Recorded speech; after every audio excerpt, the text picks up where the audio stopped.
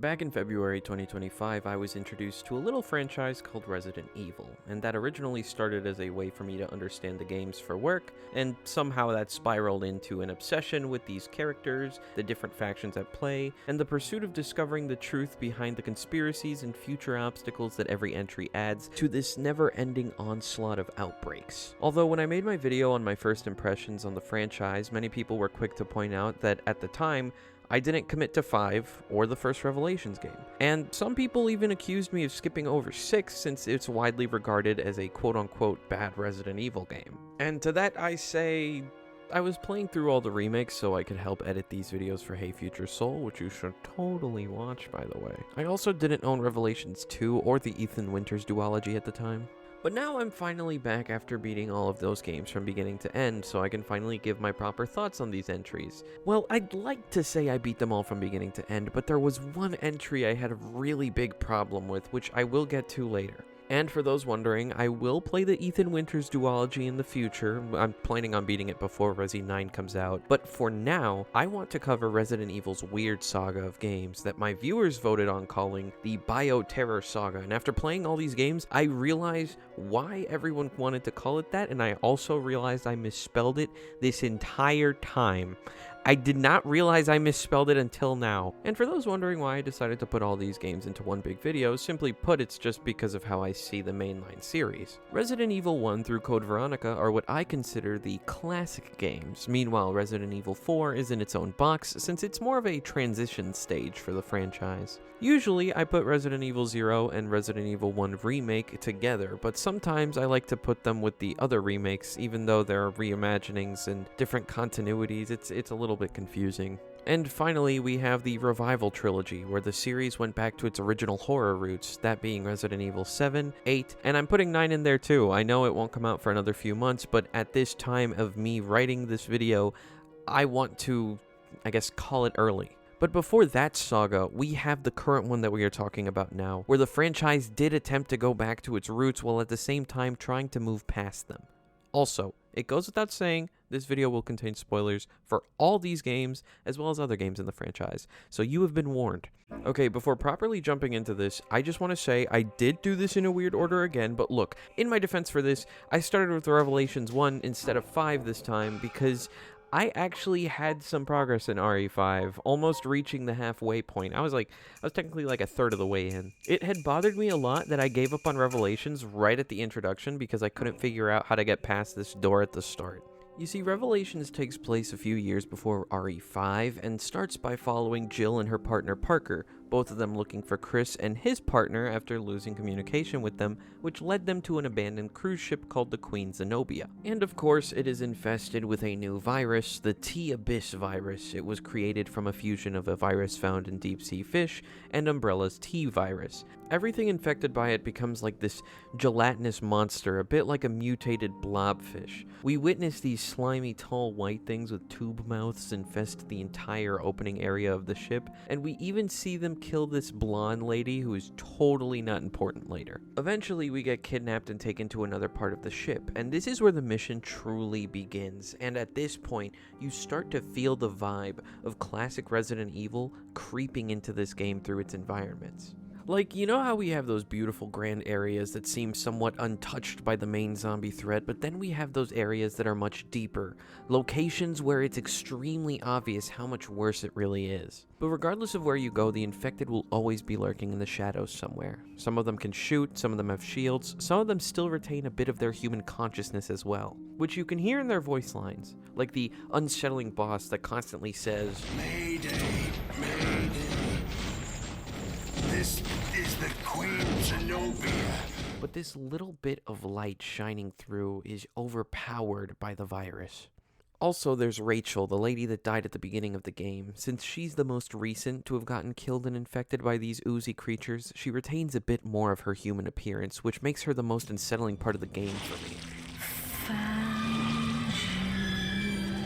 She's also the reason I remembered I was playing a horror game.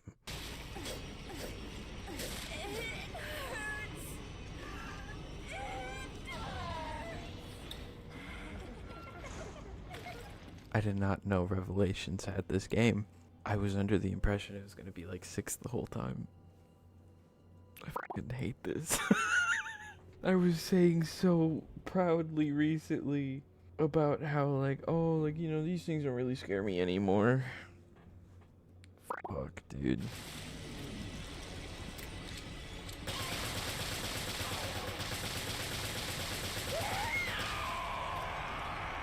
She's not as hard as I thought she was.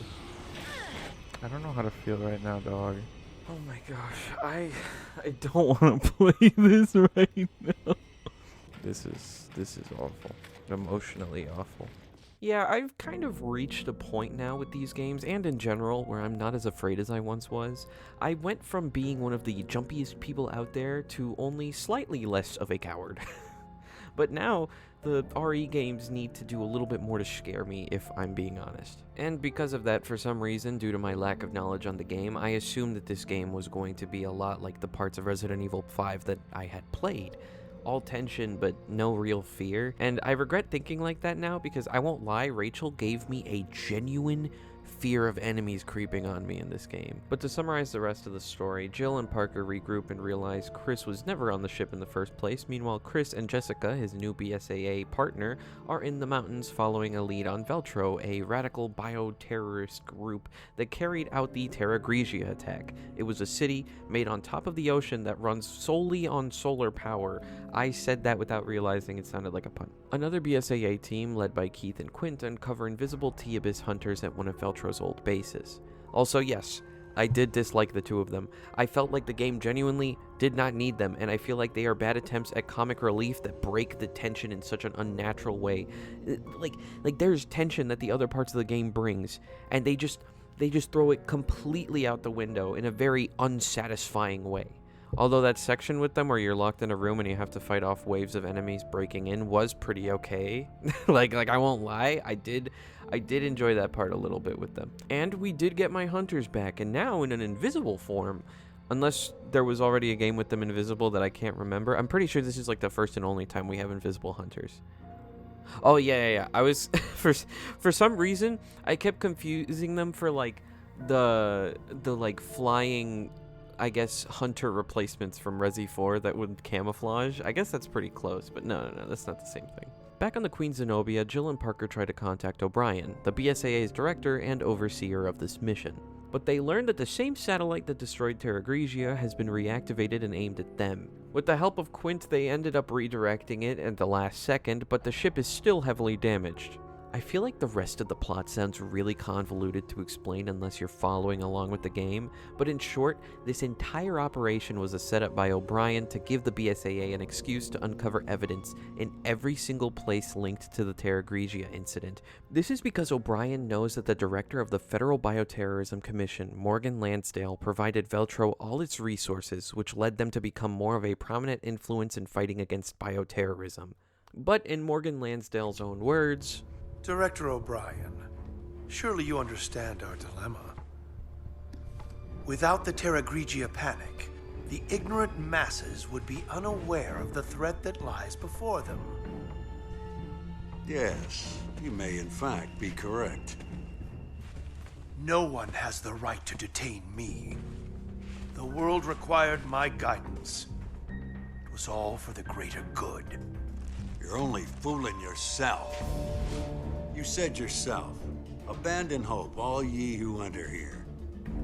But I'm not Dante, and you're not Virgilius. I like this game a lot, but weird hot take, I feel like this is probably one of the few Resident Evil games with a good ending. And I mean, hear me out here. Sometimes it feels like the final boss of these games are the last satisfying part about it. And when the game shifts to its actual ending, the ending sometimes gives off this promise and along with feelings of more to be desired, and then when we get to the next entry, those promises either aren't fulfilled, or when they are fulfilled, they lead into another promise that is still yet to be fulfilled, I guess, right? I feel like the fact that this game just like tells you in the ending, like, you know, everyone was all right, also these events lead into the DLC mission from RE5, I feel like that was enough, right? Because, I mean, to be fair, this game didn't really promise anything. I mean, ignoring the T-Abyss virus thing at the end of the game, right? Like, I guess I don't really care for it coming back. I think it's a pretty interesting one, but I don't feel like it was such an isolated threat that I feel like the fact that it is now just isolated within this vial that has never reappeared in the franchise, I feel like that's enough, right? I feel like the ending just satisfied me for once. Does that make sense? Alright, moving on from this game. At this point, you'd probably expect I'd go back and play RE5, since canonically, it is the one that comes next. You thought wrong. Resident Evil Revelations 2. Look, I'm sorry, I wanted to know what elements of Revelations 1 influenced the events of Revelations 2. But I was quick to find out that Revelations 2 is kind of like its own weird side story, kind of like Revelations 1 was. It brings back Claire Redfield along with one of Barry's daughters, Moira Burton, now being promoted to a main character. Moira Burton. I said it right, it just sounded weird. I don't want anyone...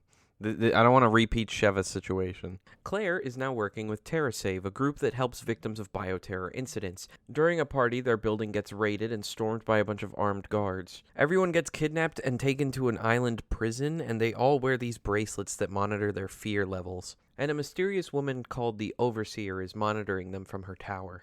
Also, I love this game's utilization of partner characters. Claire uses weapons, and Moira, being traumatized from an incident when she was younger, is too afraid to pick up guns. So instead, she uses a flashlight to blind enemies and find objects, while also wielding a crowbar to protect herself and open crates. Similar to Resident Evil Revelations, the game is divided into episodes. The first half will follow Claire and Moira trying to find out who captured them and try to escape the island. Meanwhile, the second half of the episode follows Barry Burton traversing the same locations as Claire and Moira, along with a girl he encounters on the island named Natalia. And similar to them, Barry is the weapons guy and Natalia is the one who looks for items. But Natalia also has the added ability to detect enemies whether they are invisible or through walls. That's because she's infected with this game's virus, which is triggered by fear, but she's a survivor of the Terra Grigia attack, which means that I guess she's not as afraid of whatever's happening on this island. I don't know. Somehow those two things go hand in hand.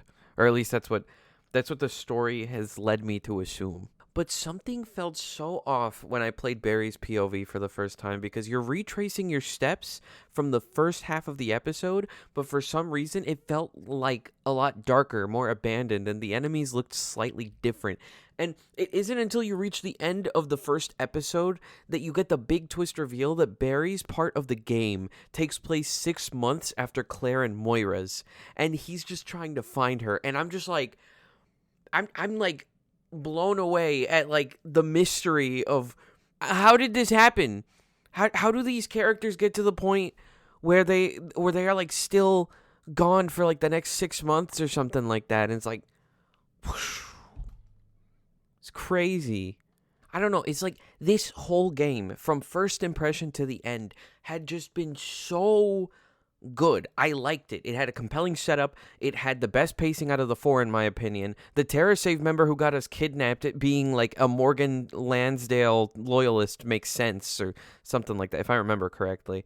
It just, like, the fact that the main antagonist, the Overseer, is also a Wesker, who is just, like, I thought that was great.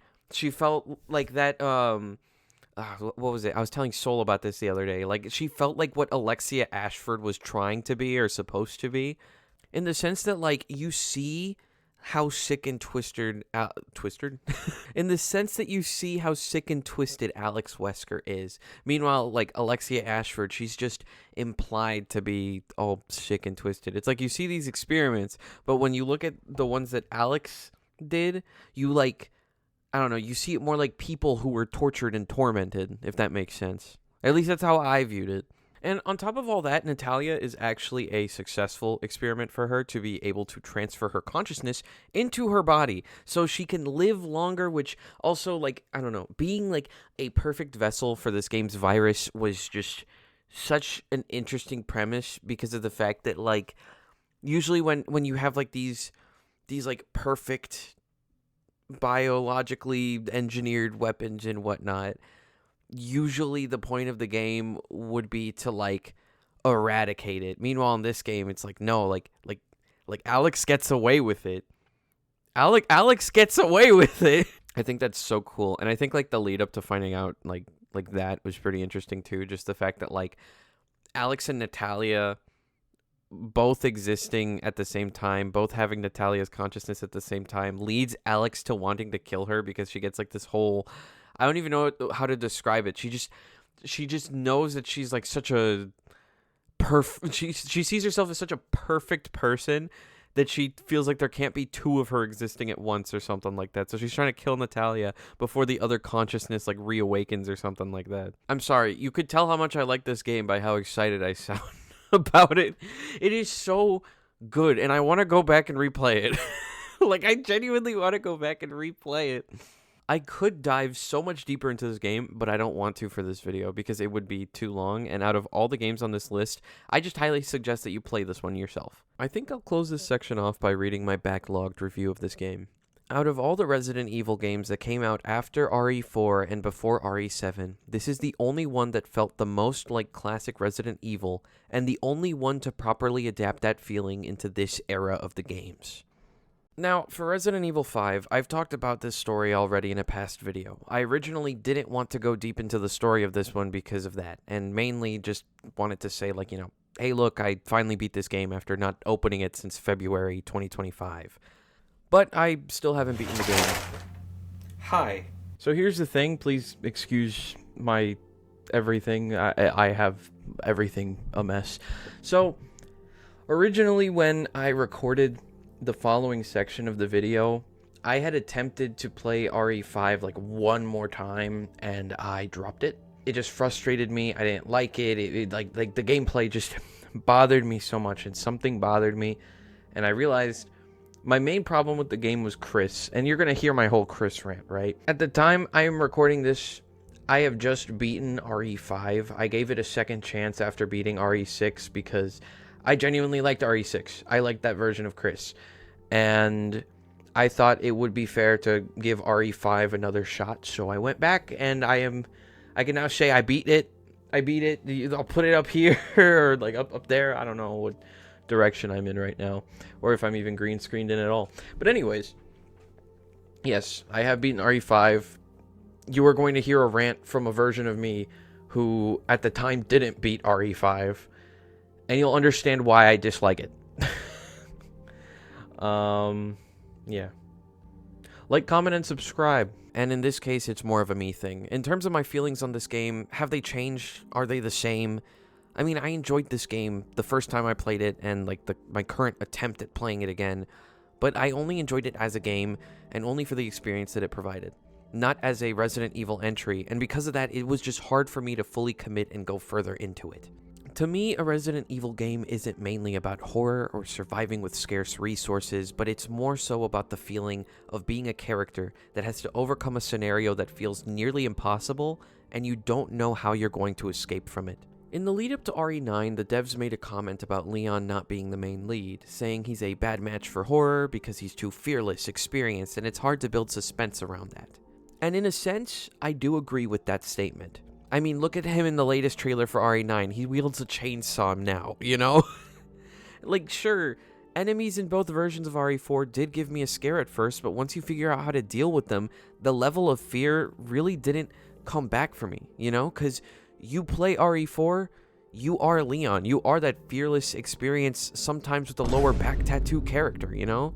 But you see, the thing that I don't agree about with that statement is I only agree with it in general. I don't agree with it for Leon, because with Leon, I still have moments where I get scared. But with Chris, I feel absolutely nothing. I don't know if anyone else has ever felt this way. It's like my brain says, you know, if I'm Chris, I've got this situation handled. I got nothing to worry about. Even when I try to put myself in Chris's shoes, I still feel the same way.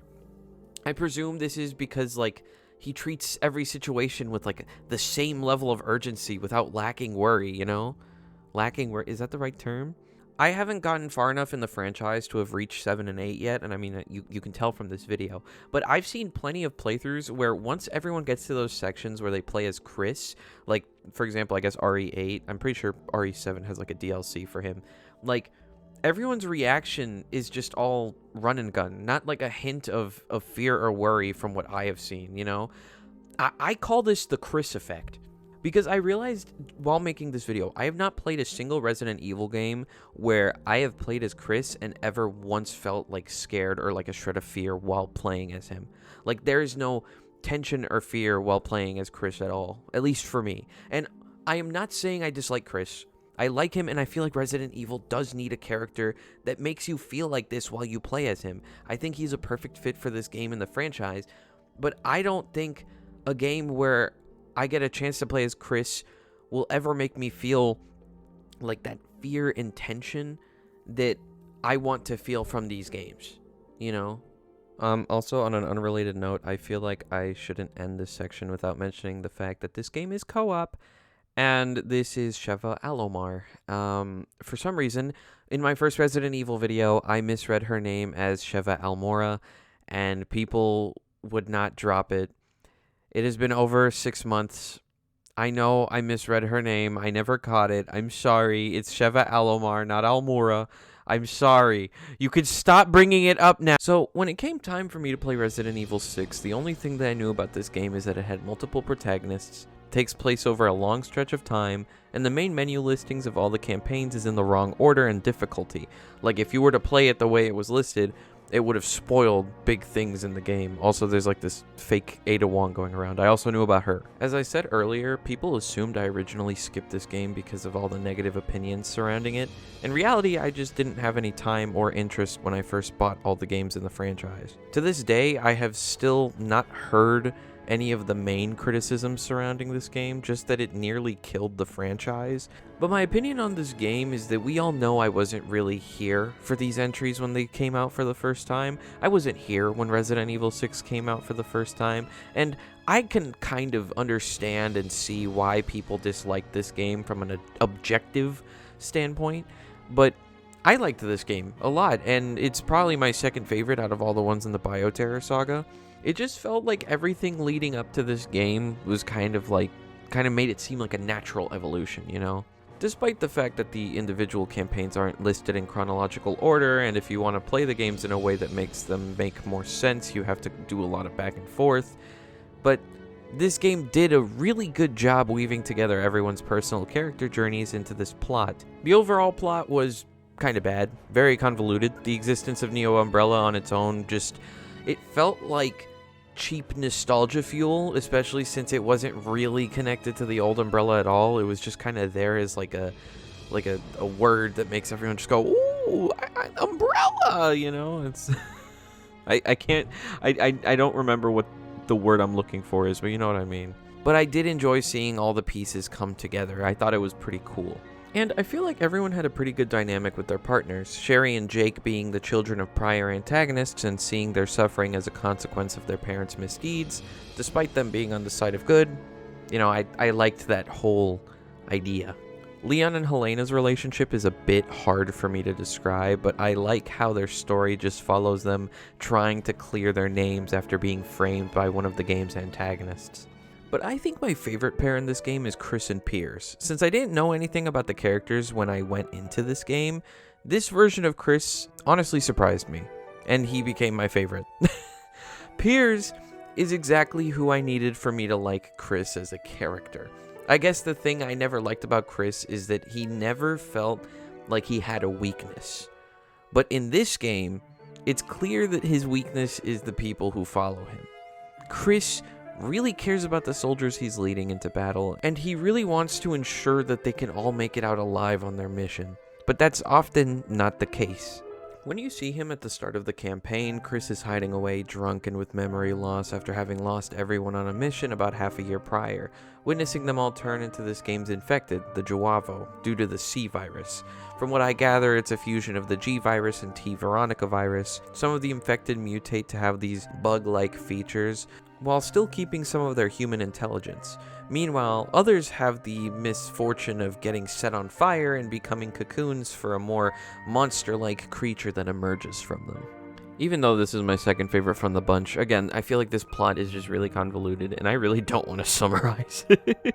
But I do want to go back to what I said earlier about how this feels like a natural evolution of the franchise, because this is what I was kind of talking about earlier, about like the the whole thing about like Chris and Leon and having a character that you play as that's like experienced and stuff like that, right? When you have a character that is really experienced with fighting off infected, like you would expect that, like I guess I now expect it would be more actiony, just because of the fact that they are experienced. I'm sorry, I'm stuttering because I'm off script. This is part of the reason I'm really excited for Resident Evil 9, because of the fact that like we have Grace, who is this character that's inexperienced. Like she's thrown into this like infected scenario, and this is probably her first time like ever having to be like swarmed by zombies, So it makes sense for her to be the horror aspect of the game. Meanwhile, when you play as Leon later in the game, like, sure, I expect there's going to be a couple moments with some scares. There's always going to be, like, a couple overwhelming enemies. But Leon's portion of the game just seems more action-y. Like, he's the one in control of that scenario. Like, it makes sense. And I like that.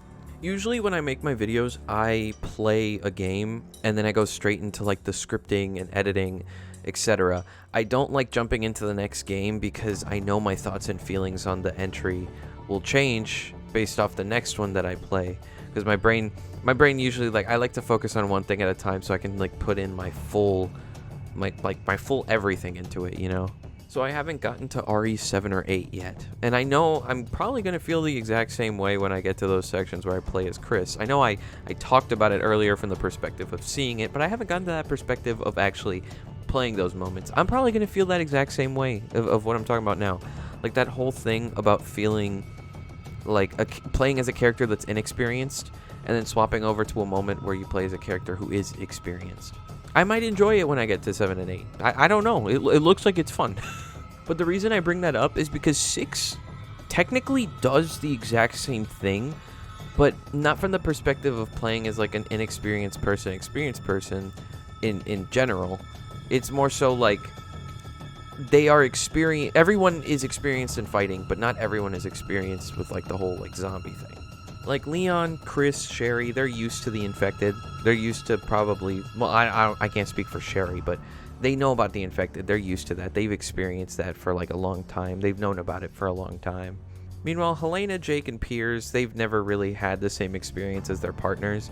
Jake may be an experienced mercenary. Helena might be an experienced Secret Service agent, but neither of them are experienced in fighting zombies. Piers is experienced in fighting zombies, but I don't think Piers is as experienced with like that same level of leadership that Chris has. I know that I'm pretty sure like Piers is kind of like a second in command whenever he's with Chris, but he doesn't shoulder that same responsibility. That's the only thing he's not experienced with. I might be wrong. I feel like this game, I feel like it's carried by its characters, honestly. The enemies are fun to fight too, but I genuinely like the characters in this game. Also, you do play as Ada Wong. I feel like Ada's story, since she's more like solo technically, like you can't have a partner, but it's only if you play in co-op. Like, I feel like Ada's story was more to just clarify the things that all other 3 stories didn't really, like, you're never gonna get the full story if you just played one campaign. All 3 of them kind of tell you the overall plot. I feel like Ada's was more like giving you the background details as to make things make a little bit more sense. I think my final thoughts on this saga is that I'm not really like happy with it, but I'm not disappointed with it either. It's like it was too inconsistent, too many ups and downs. When it came to the classic games, everything was just a natural evolution of what came before. Like 2 improved on 3. No, wait, that's wrong. 2 learned from and improved on the mistakes of 1, and then 3 did the same. Code Veronica, I mean, Code Veronica is a little bit of a mess, but Code Veronica also improved as well. Code Veronica is a great game. I love Code Veronica. I miss Code Veronica. And 4 felt like an experiment. Like 4 felt like they were trying something new to see if it sticks, and it worked. You know, a lot of people loved 4. I love 4. But there's something about, like, 5, Revelations, 6, and Revelations 2 that just, it feels so directionless. I think that's more due to the inconsistency than the actual games themselves. I don't know. Something about them just feels off. It's like it's struggling to find its footing, you know? I'm not entirely sure. Maybe it's just all in my head. But anyways, happy 2026, everyone. Happy New Year's. I've been working on this video since November. I've been working on this since like late November. I just haven't had that much time to it. Oh my gosh. Hopefully 7 and 8 are going to not take as long to make. I'm hoping to pump those out in February. Hopefully the videos that I'm going to make on the games I grew up with, because I'm still planning on doing that, hopefully like they're received well. That's my hopes for this year. And you know, I just hope I can make entertaining things people are willing to listen to. Sorry, just New Year's reflection, you know. Also, later this month, I have a little bit of a surprise video, so stay tuned for that. Yeah. Anyways, you guys all have a good one. God bless. Happy New Year's, and I will see you all in the next one. I've never yawned during my outro before, I think. That was really weird. I'm sorry.